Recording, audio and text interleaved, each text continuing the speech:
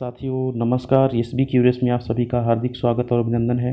आपके द्वारा पूछे जा रहे प्रश्नों के आधार पर हमारे द्वारा चलाई जा रही श्रृंखला के अंतर्गत आज हम आपके सामने लेकर के आए हैं होमगार्ड और स्वयंसेवकों जैसे पीआरडी जवान होते हैं, इनमें जो अधिकारी कर्मचारी होते हैं उनकी अस्थायी रूप से अपंग हो जाए, मृत्यु हो जाए तो उनके आश्रितों को, उनके जो पात्र आश्रित हैं उनको अनुकंपा के आधार पर सेवायोजित किया जाएगा, यानी नौकरी दी जाएगी उसी पद पर। इसके संबंध में मैं शासनादेश लाया हूँ। ये शासनादेश 2021 का है। ये लेटेस्ट होमगार्ड के संबंध में लेटेस्ट संशोधनों में से एक है।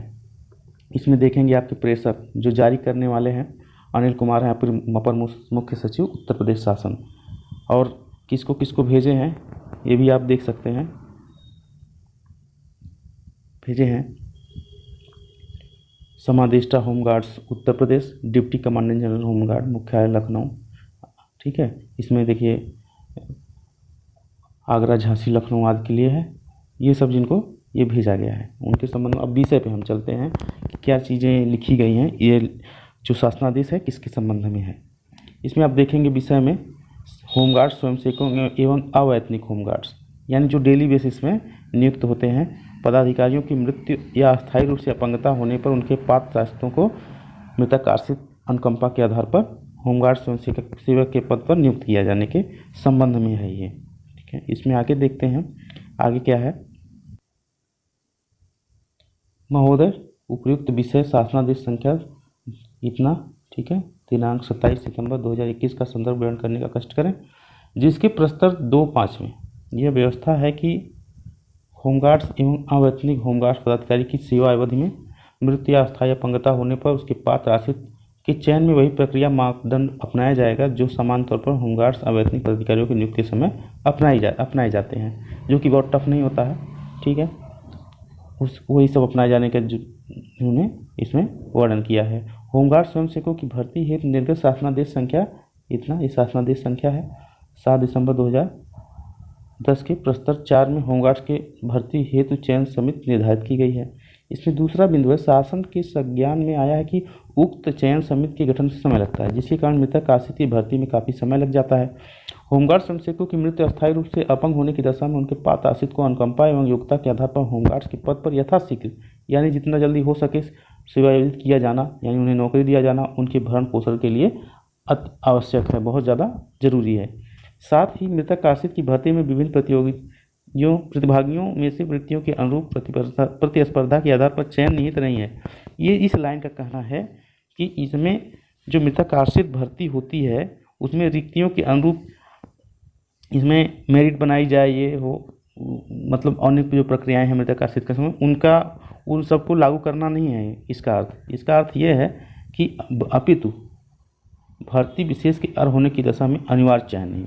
यदि वो मृतक आश्रित में जिसका सेवायोजन किया जाना है, यदि वो योग्यता रखता है भर्ती होने की, उसका चयन जरूर किया जाएगा। ठीक है, उसे कटनी छटनी किसी भी तरह से उसकी नहीं की जाएगी कि मेरिट के आधार पर इनकी मेरिट कम है, इनकी ज़्यादा है, इनको चयन नहीं मिलेगा, इनको मिलेगा, ये सब नहीं। अगर यदि उनकी योग्यता है तो उन्हें अनिवार्य रूप से उनका चयन होना चाहिए।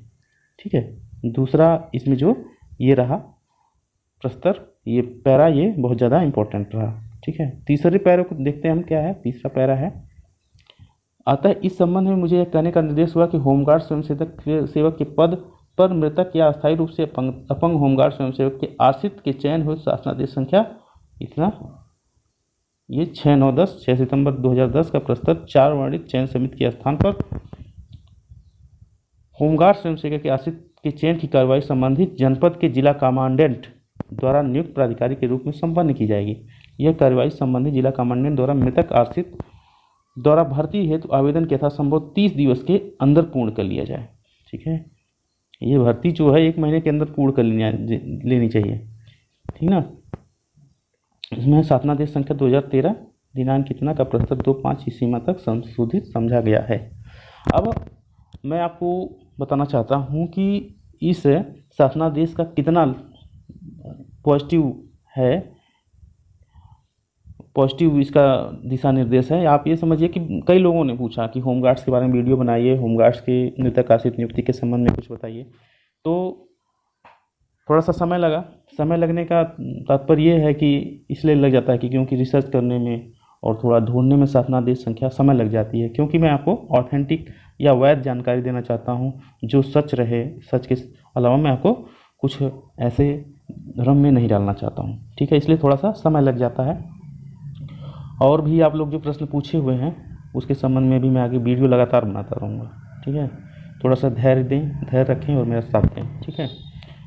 और इसमें ये जो मैं शासनादेश आज लाया हूँ उसके संबंध में मुझे कहना है कि कई लोगों ने फ़ोन किया जिनके पिता या भाई होमगार्ड सर्विस में थे, डेली बेसिस पे थे, पीआरडी में थे, तो उनका कहना था कि हम लोगों की मृतक आश्रित नियुक्ति के आधार पर नियुक्ति हो सकती है कि नहीं हो सकती। हमने सुना है कि नहीं होती है। तो उन लोगों के लिए है कि नहीं, ऐसा नहीं है। ये शासनादेश जारी हुए 2 साल करीब हो गए हैं, तो इस आधार पे आप ये समझिए कि इसमें भी मृतक आश्रित नियुक्ति होमगार्ड सर्विसेज में भी होती है। अब आप जागरूकता ना होने के कारण जो है ऐसी समस्याएं आती रहती हैं। तो अब अगले जो है वीडियो के साथ मैं आपके सामने प्रस्तुत होता हूँ। आप अपने प्रश्न जो है कमेंट में लगातार लिखते रहें, सुझाव भी लिखें, ठीक है। कोई भी अगर समस्या होती है, आपको समझ में नहीं आ रहा है, वीडियो से क्लियर नहीं हो रहा है, तो मुझे आप कॉल कर सकते हैं। मेरा फ़ोन नंबर है 9580 53 0456, ठीक है। मिलते हैं अगले वीडियो में, तब तक के लिए नमस्कार दोस्तों।